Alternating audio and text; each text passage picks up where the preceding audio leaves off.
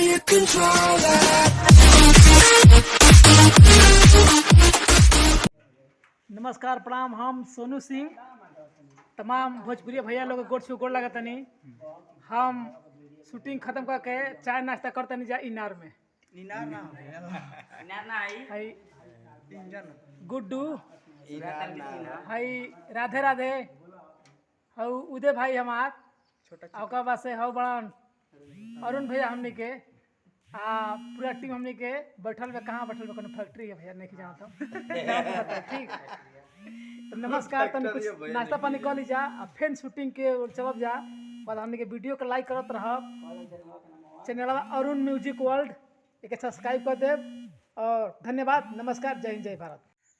नमस्कार प्रणाम। हम सोनू सिंह और तमाम भोजपुरी भैया लोग के बार बार नमस्कार प्रणाम बा। हमनी के अब शूटिंग ख़त्म हो गई, बैठल बनी जा सभी लोग अपन अपन कपड़ा चेंज करता।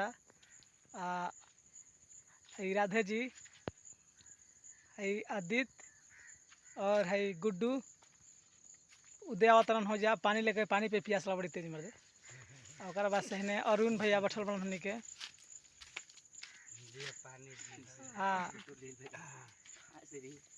शूटिंग ख़त्म हो गई भाई। अब कैमरा में रखा गई बैग में और है पानी उनी पी के अब हमनी के चलब जा फिर अब काल खातिर इंतजार करब सब है। जय हिंद, जय भारत।